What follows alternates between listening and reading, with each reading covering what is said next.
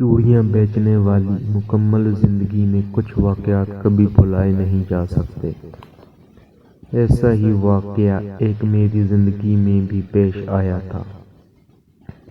میں اکثر رات کو گھر سے باہر واک کرنے جاتا تھا اور گھنٹوں گلیوں میں یا روڈ پر واک کرتا تھا، لیکن ایک بار میرے ساتھ ایک ایسا خوفناک واقعہ پیش آیا کہ اس کے بعد میں نے دوبارہ رات کو واک کرنا چھوڑ دیا تھا۔ اس رات سے پہلے مجھے کبھی جن، بھوت، چڑیل وغیرہ پر یقین نہیں تھا، لیکن اس رات کے بعد میرا یہ خیال بری طرح سے بدل گیا۔ ابھی رات کے 8 بج رہے تھے۔ وہ سردیوں کی راتیں تھیں، اس لیے اندھیرا جلدی ہو جاتا تھا اور لوگ جلدی سو جاتے تھے۔ اس لیے رات کے 8 بجے سے ہی ہمارے محلے کی گلیاں خالی ہونا شروع ہو گئیں اور لوگ اپنے اپنے گھروں میں جانے لگے۔ میں حسب معمول واک کے بہانے چلتا ہوا اس گلی سے اس گلی کی طرف جا رہا تھا۔ میں رات کو تقریباً 1 گھنٹہ روزانہ واک کرتا تھا اور یوں ہی بے مقصد گلیوں میں ٹہلتا تھا۔ اس رات بھی معمول کے مطابق میں گھر سے نکل کر گلیوں میں واک کر رہا تھا۔ گلیوں میں چند ہی لوگ تھے۔ ان میں سب کو نظر انداز کرتا ہوا میں اپنی دھن میں چلتا رہا۔ چلتے چلتے میں ایک اور گلی میں آ گیا۔ دوسری گلی میں داخل ہوتے ہی مجھے ایسا لگا جیسے کسی نے مجھے آواز دی ہے۔ میں نے رک کر پیچھے دیکھا، مجھے اندھیرے میں کچھ نظر نہیں آیا اور پھر میں چلنے لگا۔ میں نے سوچا شاید یہ میرا وہم ہو۔ اس وقت وہ گلی بالکل خالی تھی، لیکن مجھے ایسا لگنے لگا جیسے وہاں کوئی اور بھی ہے۔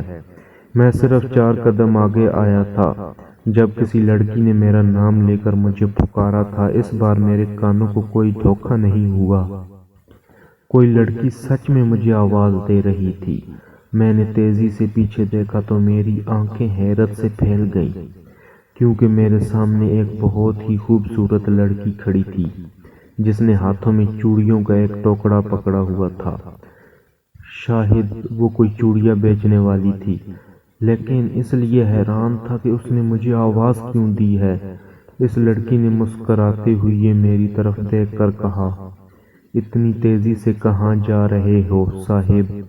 ذرا 2 گھڑی ہماری بات کی سن لو۔ ایک تو میں اس لڑکی کو اتنی رات کو وہاں دیکھ کر حیران تھا۔ آخر کوئی چوڑیاں بیچنے والی اتنی رات کو گلیوں میں کیا کر رہی تھی؟ دوسرا، اس لڑکی کی بات سن کر مزید حیران ہو گیا۔ میں نے اس لڑکی کا جائزہ لیتے ہوئے پوچھا، جی آپ کون اور آپ کو مجھ سے کیا کام؟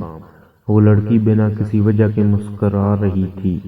اس لڑکی نے میری بات کے جواب میں کہا، صاحب میں بہت خوبصورت چوڑیاں بیچ رہی ہوں، اپنی بیوی کے لیے چوڑیاں لے لو۔ یہ کہہ کر اس لڑکی نے 2-4 چوڑیاں میری طرف بڑھائیں۔ میں نے معذرت کرتے ہوئے کہا، آئی ایم سوری، لیکن میری ابھی شادی نہیں ہوئی۔ وہ بولی، کوئی بات نہیں صاحب، کبھی تو شادی ہو جائے گی آپ کی، لے لو چوڑیاں، جب شادی ہوگی تو بیوی کو پہنا دینا یہ۔ میں اس لڑکی کو یوں ضد کرنے پر حیران رہ گیا۔ پھر میں نے کچھ سنجیدگی سے کہا، جی نہیں، میں نہیں لے سکتا، آپ کوئی اور گاہک دیکھ لیں۔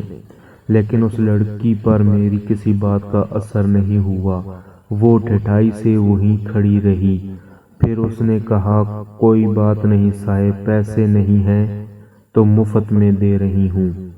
اس بار میں کچھ برہمی سے کہا، جب میں نے کہہ دیا مجھے ضرورت نہیں تو آپ کیوں ضد کر رہی ہیں؟ اس کو جواب دے کر میں جانے لگا، لیکن اس نے میرا ہاتھ پکڑ لیا۔ میں یوں اس کے ہمت پر حیران رہ گیا۔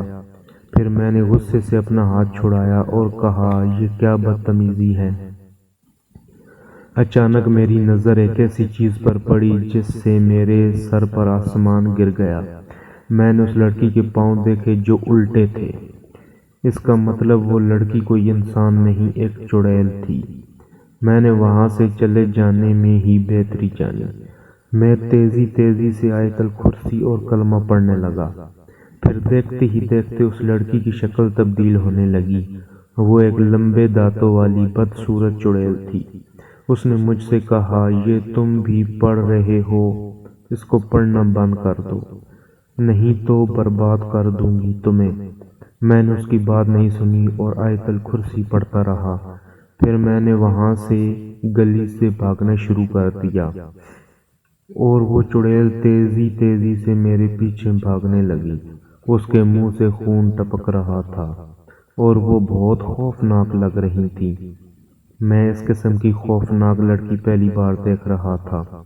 رات کا وقت اور اکیلی گلی، اوپر سے چڑیل حملہ کرے تو انسان کی کیا حالت ہو جاتی ہے، آپ اچھے سے سمجھ سکتے ہیں۔ میں بھاگتا ہوا دوسری گلی میں داخل ہوا، وہ چڑیل بھی میرے پیچھے پیچھے دوسری گلی میں آ گئی۔ مجھے لگا آج میرا زندہ بچنا ناممکن ہے۔ بس میں مسلسل درود پاک اور آیت الکرسی پڑھتا چلا جا رہا تھا۔